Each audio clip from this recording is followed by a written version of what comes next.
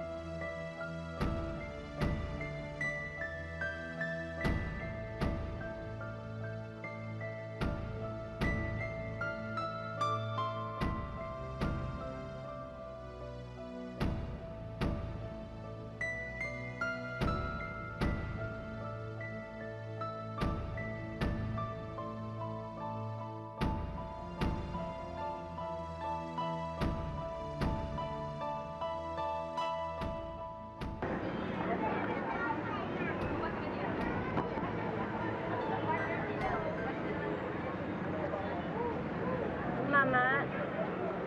Mama, pwede bang humingi ng tulong? Bakit? Eh, kasi wala ho akong pamasahe. At saka hindi ko alam kung paano umuwi sa amin. Ay, nako. Wala akong may tutulong sa'yo. Racket lang yan eh. Alam mo, sayang ka. Maganda ka pa naman. Ba't hindi ka nagtrabaho ng malinis? Ito na nga oh. Kakabuisit sa pagkain.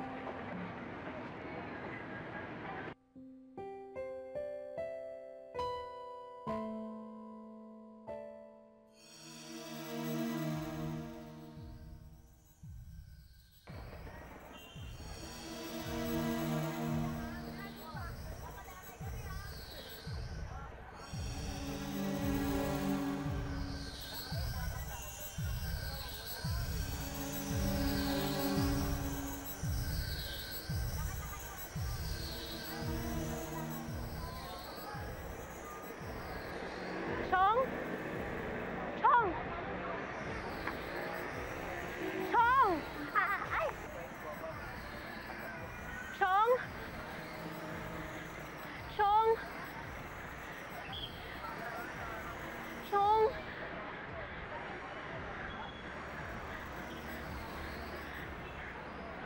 Chong?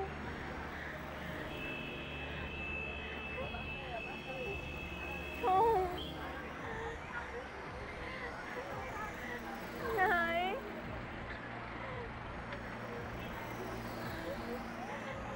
Chong?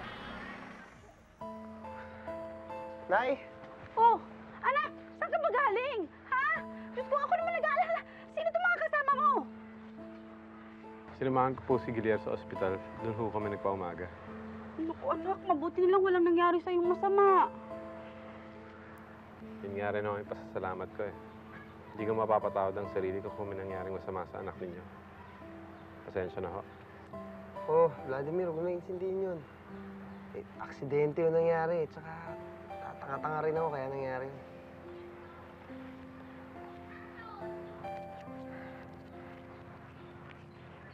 Ito nga pala calling card ko. Kung may maitutulong ako kahit na ano, tumawag kayo.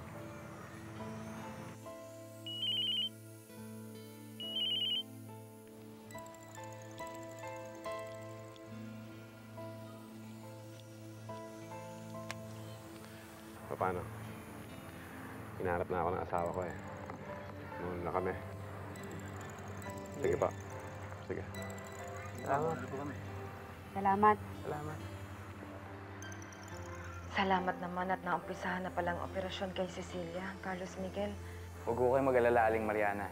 Siniguro naman ho ng doktor sa akin na talagang may babalik ang dating itsura ni Cecilia. Nandiyan ba siya sa tabi mo? Pwede ko bang kausapin? Nagpapahinga ho siya, Aling Mariana eh. Kung gusto niyo, ganito po, tatawagan namin kayo pagising niya para makausap niyo siya. Salamat. Maraming salamat. Olga, bumalik na ang dati mong boses. Hindi ako magtataka dahil ilang buwan na rin kayo dyan. Paano mo natatago kay Carlos Miguel? Ay, nako, Olga. Artista ka talaga.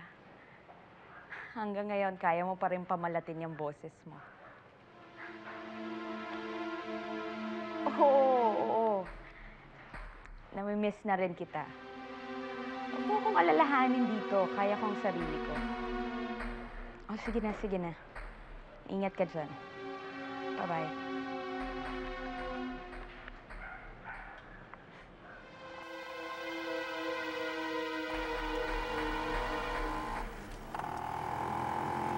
Manong, gano'n lang po. Diyan na lang. Apo. Ito ho, bayad. Nay! Nay! Sino ho kayo? Nasaan po yung nanay ko? Hindi ho ba dito kami nakatira? Nagkamali ho yata kayo. Kami na ho nakatira dito. Baka yung dating nakatira dito ang hinahanap nyo.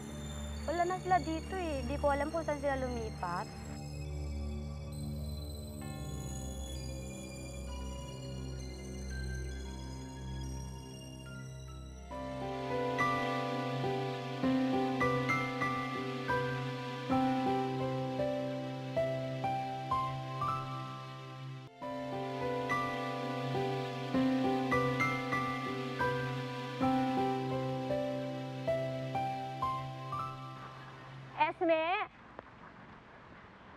Esme!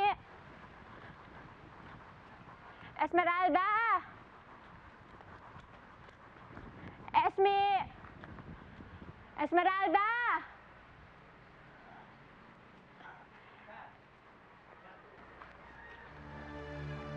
Si Cecilia yun ah.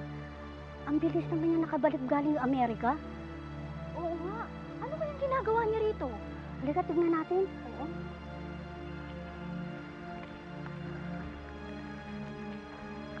Cecilia, kailan ka pa nakabalik? At anong ginagawa mo dito?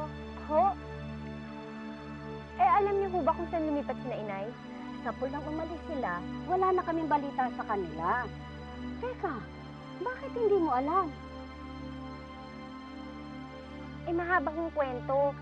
Si Esme ho, nasan ho siya? Sana sinabi mo sa akin na lumipat pala kayo ng bahay. Para naman ay nakatulong ako sa pagbubuhat. Ay naku, pasensya ka na. Biglaan kasi. Paano? Yung masungit namin kasera, pinalayas kami. Dumating yung anak niya galing Saudi. Mukhang doon papatirahin. Kawawa naman pala kayo. Ay, huwag mo kami intindihin. Ganyan talaga kami mga purerets, madaling patalsikin. Wala na rin dito sila Esme. Hindi namin alam kung saan sila nakatirang magnanay. Teka, hindi mo ba alam kung nasaan sila? Saka na lang ho ako magkukwento. Sige ho, kailangan ko nang umalis. Kailangan ko puntahan si Carlos Miguel.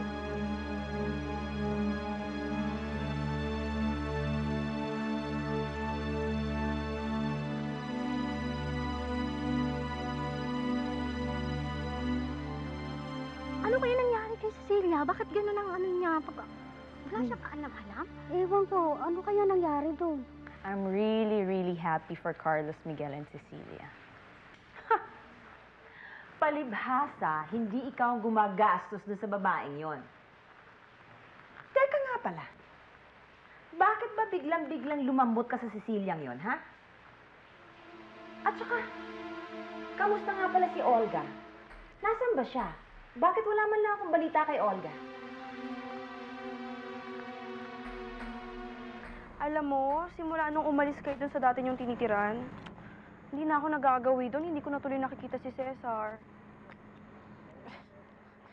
Nakakadiri ka talaga. Hanggang ngayon ba naman, may gusto ka pa rin dun sa tricycle driver na yun? Wala ka talagang taste. Ano ka ba naman? Crush lang naman, no? At saka, hello, nakita mo bang dinadayo ko yon? Kahit na, no? Bakit mo panay ang kamot mo dyan? Patingin nga, patingin nga. Yaki, Luisa! Ano yan? Hindi kaya nahawa ka na sa nanay mo?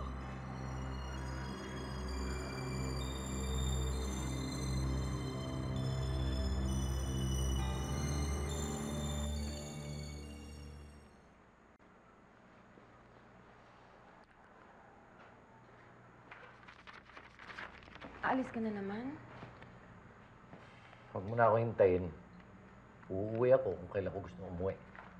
Ano ba talaga ang pinagkakaabalahan mo, ha? Pwede ba wag mo kong pakialaman? Ha?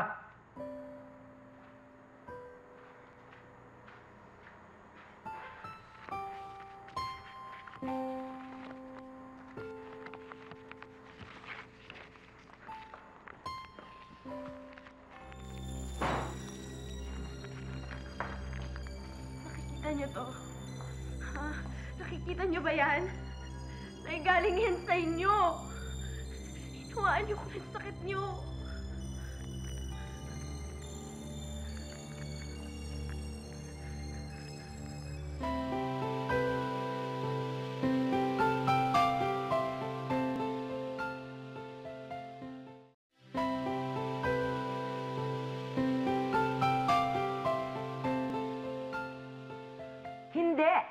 Hindi! Hindi ko matatanggap ang babaeng yon. At huwag siyang makabalik-balik dito dahil tiyak na pahihirapan ko lang siya. Doña Victoria, sinasabi niyo lang yan. Eventually, matatanggap mo rin si Cecilia dahil malalaman mong siya talaga ang mahal ni Carlos Miguel. At marami pang importanteng bagay na dapat asikasuhin kaysa sa pagpapahirap dyan kay Cecilia. Like what? Tulad ng pag-merge ng ating companies. Balak kong kausapin na si Don Ramon at makipag-set sa kanya ng meeting. Ginagabi na ako. I have to go. Wala akong driver. Thank you. Okay, Consuelo. Sige. Bye-bye. You take care. I'll see you again. Yeah, okay, bye-bye. Bye-bye. Bye-bye.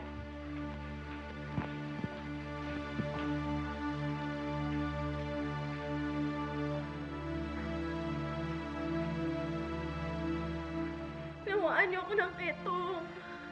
Diyos ko, anak. Hindi ko sinasadya. Patawarin mo ako. Huwag niyo akong lapitan! Nakakadiri kayo!